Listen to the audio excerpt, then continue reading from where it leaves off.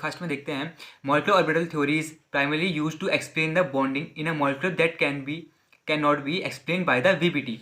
तो यहाँ पर क्या कहता है कि जो आपका मॉलिक्यूलर ऑर्बिटल थ्योरी था वो कहते हैं बॉन्डिंग के बारे में एक प्रकार से एक्सप्लेन करता है, लेकिन और जो हमारा जो वीबीटी था वो एटॉमिक ऑर्बिटल की बॉन्डिंग के बारे में नहीं बता पाता था। देखते हैं there are some molecular that involve some from resonance. मतलब यहाँ पर क्या होता है कि कुछ मॉलिक्यूल्स में आपका कहता है रेजोनेंस ही होता है, प्रेजेंट होता है। ठीक है, देखते हैं कहता है resonance implies that a bond is neither a single और not double but some hybrid of two, but VBT only describe the bonding of single double and triple bond. मतलब आपको जैसे यहाँ पे बताया कि कुछ मॉलिक्यूल्स के रेजोनेंस में, कुछ मॉलिक्यूल्स में रेजोनेंस होता है। रेजोनेंस क्या होता है, रेजोनेंस में बताता है कि जो बॉन्ड है वो रहता है मतलब कि ना तो सिंगल है और ना ही डबल है, वो अपने एक क्या प्रकार से आप कह सकते हैं कि उसको अपने सिस्टम में क्या कहता है मूवमेंट करते रहेगा। ठीक है, लेकिन वीबीटी में क्या हुआ था, वीबीटी के अकॉर्डिंग जो बॉन्डिंग होगी वो सिंगल या डबल बॉन्ड फिक्स होगी। मतलब ठीक है, मतलब यहाँ पर आप कह सकते हैं कि बॉन्ड बॉन्ड ऑर्डर कैलकुलेट हो जाएगा आसानी से। मतलब कोवलेंट एक प्रकार से आप कह सकते हैं कि जब कोवलेंट बॉन्ड जब फॉर्म होगा तो या तो सिंगल या डबल सिंगल डबल या फिर ट्रिपल बॉन्ड में होंगे।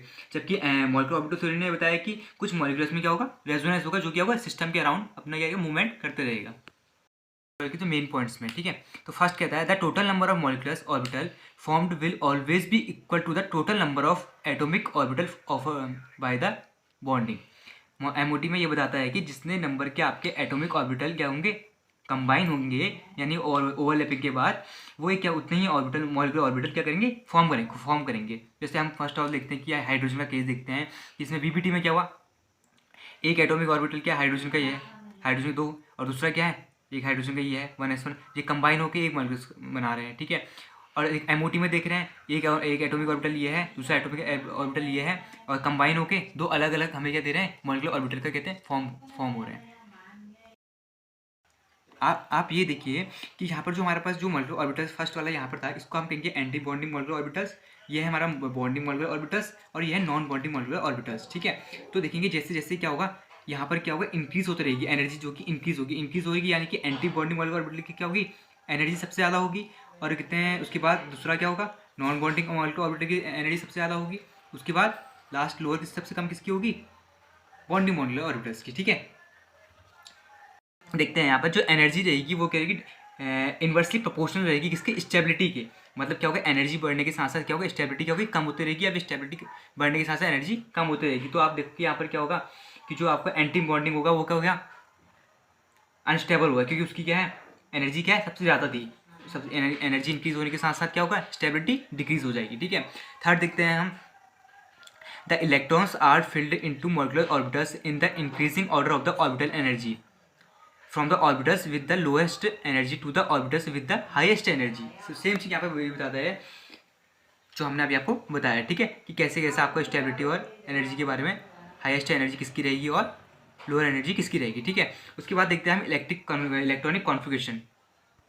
यहाँ पर आप कह सकते हैं कि जो मॉलिक्यूलर ऑर्बिटल थ्योरी क्या है कि इलेक्ट्रॉनिक कॉन्फ़िगरेशन के साथ साथ एनर्जी डायग्राम को कैसे आप बनाएंगे उसको डिनोट करना है। ठीक है, यहाँ पर मॉलिक्यूलर ऑर्बिटल थ्योरी की इलेक्ट्रॉनिक कन्फिग्रेशन के साथ साथ उसके एनर्जी डायग्राम को आप कैसे बनाएंगे, इसको हम इस टाइप के दिखाएंगे, शो करेंगे। ठीक है, इलेक्ट्रॉनिक कन्फिग्रेशन मतलब दो टाइप्स आपको यहाँ बताएंगे हम, मॉलिक्यूलर ऑर्बिटल थ्योरी में कैसे इलेक्ट्रॉनिक कन्फिग्रेशन, दो इलेक्ट्रॉनिक कन्फिग्रेशन बात करेंगे। एक होगा क्या 14 से लेस देन वाले, 14 से ज़्यादा वाले। ठीक है, इलेक्ट्रॉनिक जिसमें ज़्यादा होंगे, तो क्या है sigma S 1s, sigma star 1s, sigma 2s, और ये स्टार यहाँ पर क्या दिखाता है, ये एंटी बॉन्डिंग, और जो खाली सिग्मा है वो है हमारा बॉन्डिंग।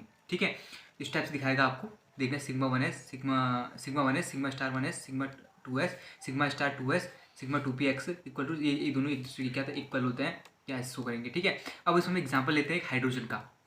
हाइड्रोजन का इलेक्ट्रॉनिक कन्फिग्रेशन क्या होता है, सिग्मा 1s2। ठीक है, तो आप देखना यहाँ पर इसका ड्रॉबैक देखेंगे, यहाँ पर क्या रहेगा, आपको जो हाइड्रोजन रहेंगे, जैसे क्या 1s2, दो हाइड्रोजन पेयर इलेक्ट्रॉन है, तो 1s2 ठीक है, यहाँ पर देखेंगे कि यहाँ पर हमारे पे क्या है, एक हाइड्रोजन मिलता है, यहाँ पर हमें एक हाइड्रोजन लेना है। ठीक है, और यहाँ पर भी हमने एक हाइड्रोजन लेना है, और यहाँ पर हमारा क्या होगा, एक एंटी बॉन्डिंग तैयार हो, और इसका जो एनर्जी लेवल कुछ टाइप से इंक्रीज होते हुए ऊपर को, एंटी बॉन्डिंग का सबसे ज़्यादा। ठीक है, और सेम ऐसा ही किसके, नाइट्रोजन के केस में भी होगा, लेस का इलेक्ट्रॉनिक कन्फिग्रेशन इस टाइप से शो रखा है। ठीक है, इलेक्ट्रॉन 14 इलेक्ट्रॉन होता है। ठीक है, आगे इसका चेक हम देखेंगे कि यहाँ पर कुछ प्रकार से डायग्राम है, आपका जो एनर्जी डायग्राम है। ठीक है, आपको देखेंगे यहाँ पर कैसे 1s2 के लिए ये रहा, 2s2, 2p3, यहाँ पर क्या होगा, जो आपको कहते हैं एंटी बॉन्डिंग यहाँ पर आएगा, यहाँ पर क्या होंगे, यहाँ दो इलेक्ट्रॉन, यहाँ दो इलेक्ट्रॉन, यहाँ भी 2 इलेक्ट्रॉन जाएंगे, यहाँ भी 2 इलेक्ट्रॉन, यहाँ 3 इलेक्ट्रॉन है। तो यहाँ पर क्या होगा, जब इसको आप वो करोगे, कंबाइन करोगे, तो कुछ टाइप से यहाँ पर बिल्ड होंगी, ठीक है। जैसे ऑक्सीजन के लिए भी यही केस रहेगा, जो आप देख लेंगे आराम से, ठीक है। वीडियो को थोड़ा पॉज करके आप थोड़ा देखिए कि why is MOT superior of superior to VBT।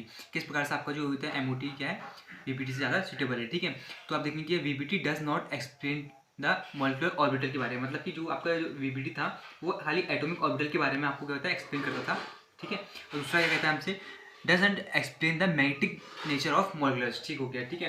कहता है कि मैग्नेटिक कैरेक्टर के बारे में आपको जो VBT था यहाँ पर क्या था नहीं बता पाता था, और MOT यहाँ पर अच्छा आपको बताता है कि क्या अनपेयर्ड इलेक्ट्रॉन होंगे तो आपका जो मैग्नेटिक बिहेवियर कैसा रहेगा अनपेयर्ड इलेक्ट्रॉन के लिए